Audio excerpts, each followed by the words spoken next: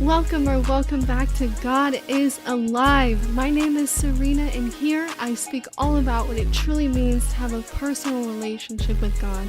We have faith every day that we'll wake up tomorrow, so I want to start a fire in your heart to stop chasing the temporary things of this world and to put that same faith in God. So let's learn about God and learn to lean on God, because what's the worst that could happen? Welcome back to God is Alive. My name is Serena, and today I'm speaking about Mark the miracle.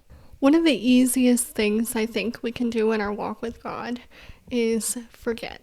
We'll cry out for him to show up, and then when he does, we've moved on to something else, another problem, another prayer.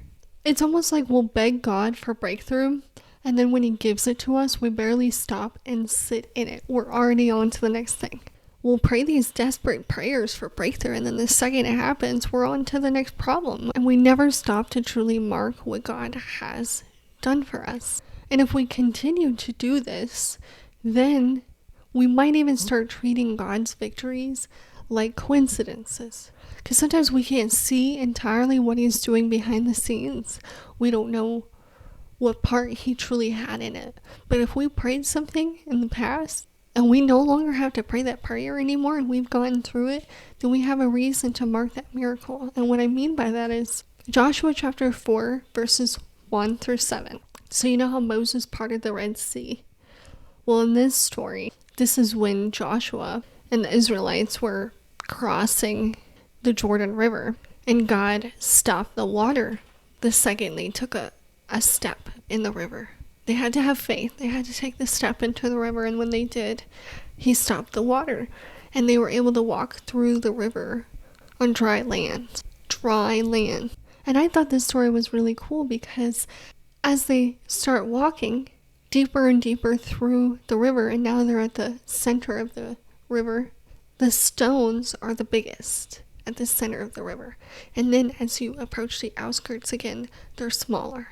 So what God had them do was he had 12 men, one from each tribe, pick up a big stone from the center of the river where the priests were standing. And God pretty much told Joshua to set these 12 stones up as a memory, a memorial of that day, of what happened on that day. He said so that when future generations see the stones and they ask what they mean, they can retell the stories and remember what happened that day.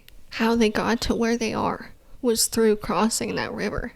And so I thought this was such a beautiful story that I've never heard anyone talk about. You know, the stones, they weren't just decoration. They were about remembering that God came through for them that day.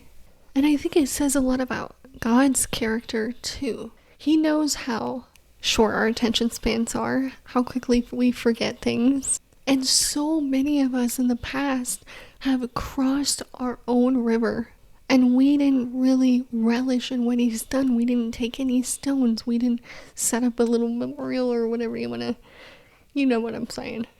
God says to carry the moments of what he's done, the little relics that we have, into our future so that we don't forget what he's done for us. And I think another reason why he had them do this was because he knew that they were going to face more battles, more challenges, and hardships. He knew that they had to remember the God that they have on their side, because it's easy to forget. And so let me tell you this. The next time you have a prayer come to fruition, whether it takes time or not, take a moment and remember it. Mark the miracle. Write it down. I'm a huge journaler, and I would highly recommend keeping some sort of prayer journal. Now, what I mean by that is I wouldn't necessarily recommend writing down everything you said and prayed to God, like thinking about your prayer before you prayed. I know I've been to some Bible study groups and stuff that will do that, and I think that's fine. I just think if you're going to have a praying journal, like a prayer journal, go to God with your full authenticity, your full authentic self, Don't prepare first. Write a script first. You don't got to do all that. It's God. He already knows. Go to him, no script, no preparation. Tell him everything. And I would write down what came to you. Maybe like a brief description of what you said and kind of what came to you, whether it be a feeling or a thought or an answer or something. Or all I'm trying to say is write in the journal post prayer, after the prayer, what stuck out to you. And then when you can look back, you'll see, just starting, you'll see. And if you are honestly thinking to yourself, man, I cannot remember the time I prayed and it happened. Like, I cannot remember the last miracle I should have marked, or, Then my question to you is, are you praying enough? And if you are praying enough, are you remembering your prayers? Are you remembering what you're praying for? Are your prayers kind of aligning yourself with His will? We're not going to go to God and be like, all right, God, I want a raise by next month, and I want a Maserati in my driveway by next year, and thank you, amen. That's not. Sometimes I prayed before and I wanted a Maserati, and I ended up walking out of that prayer going, you know what?